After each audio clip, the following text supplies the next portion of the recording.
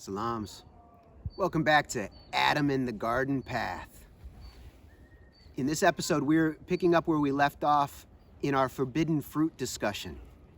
So in the previous episode, we discussed the possibility from various aspects of the broader prophetic tradition. People have suggested literal fruits such as the apple, the banana, the fig, the pomegranate, which I don't think that we should conceive of it as a physical fruit in that sense.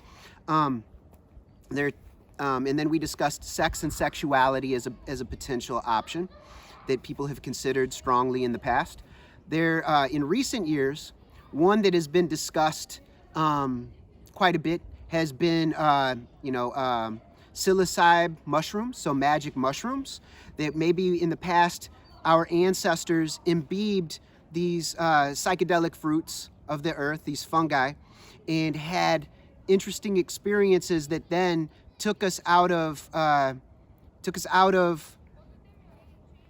one way of perceiving the world, and then we began to contemplate and understand the complexity and sophistication of our lives as we attained self-awareness.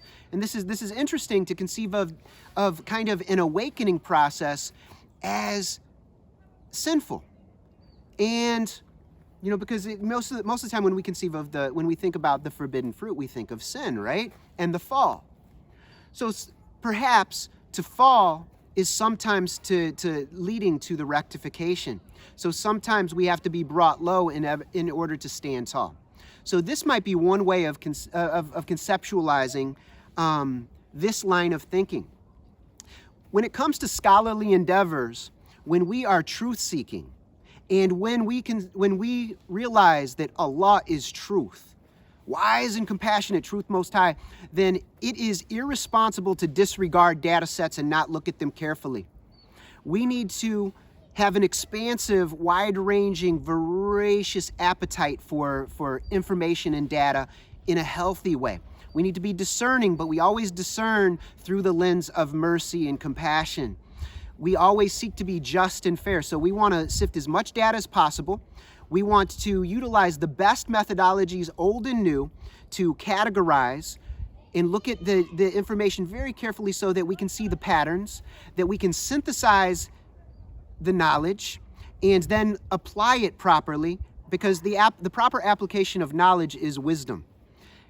As we contemplate the application of knowledge, then we come into understanding and insights arise. So I'm not opposed to looking into these possibilities that our ancient ancestors experimented and explored the whole range of edible creation. All right, so this is something worth considering as we explore what it means to be a human being. And the word Adam, whenever we are studying the Quran, when we're studying the biblical tradition, the broader prophetic tradition, always consider that an individual can also represent a collective, can represent a community. And the community, when it comes to prophets, represents close companions who are considered disciples, the murids, and it also includes the broader community that has been warned and has learned and come into harmony, or those that disregard that warning, the people of a prophet.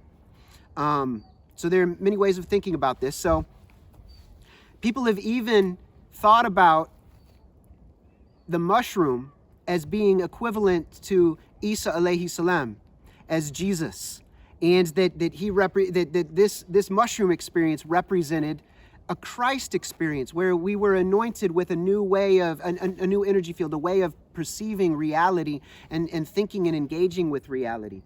So anyway, within this prophetic tradition, we need to have a true, honest, and open scholarly approach to everything.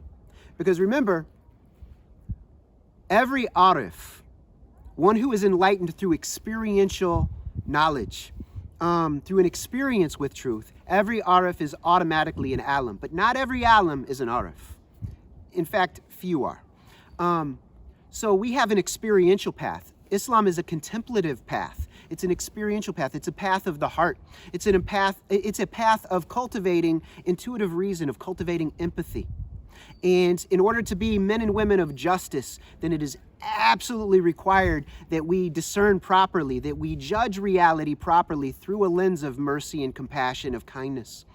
And we are known by the fruits that we bear, to get back to the forbidden fruit metaphor. The fruits that we bear, because we are people of the garden, and I will discuss this. We are mobile trees, okay?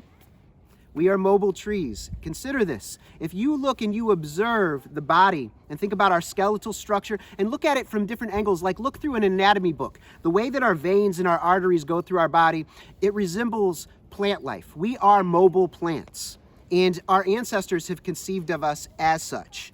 And this is a very interesting way to contemplate the body and to consider that we are mobile plants. So we came from the garden as plants.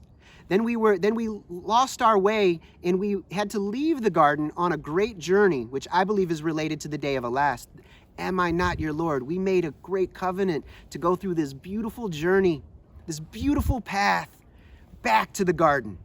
We are the garden in some ways, because the garden's, the garden under which rivers flow is our flesh, the earth, and then the rivers flow underneath us. There are many ways of conceptualizing, but I want us to get, so there are many metaphors, and these are contemplation tools. We need to have a really great toolkit, all right, as thinkers and as experiential thinkers, as contemplators. So this leads us to the next forbidden fruit option. So we've just briefly discussed each one of these fruits. We could actually turn into a whole episode, a standalone, and explore it further and look at the symbolism, look at the contexts, look at the social historical applications and how this relates to our human journey. So now we come to the next one. Now remember, I just said that we are mobile trees. We are mobile plants. We are from the garden.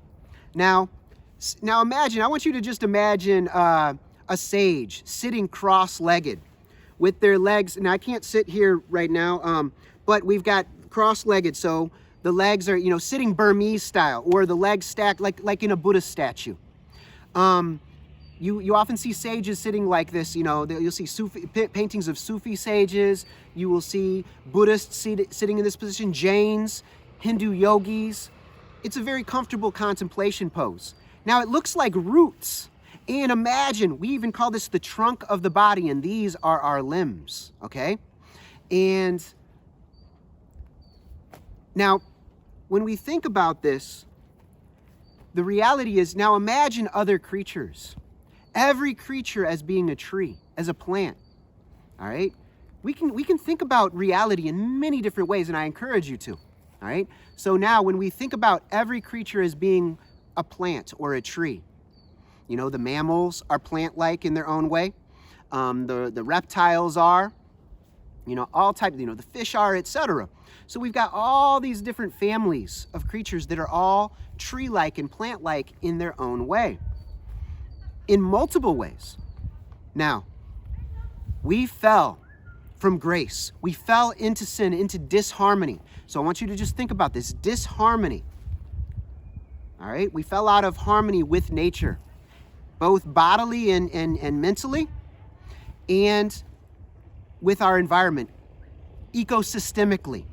So this was a fall from grace, and we had to go from being in harmony with nature and go through a vast journey of Toba and Tazkiyah through time and space to return to the garden self-aware and as caliphs of the earth, where we could be of benefit and be stewards, protectors, guides, and guardians of all of Allah's interconnected, interdependent realm of creation that's all kun infused.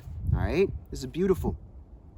So in the next episode, we will discuss what this means to be a living tree and how this relates to the forbidden fruits. So until then, assalamu alaikum wa rahmatullahi wa barakatuhu.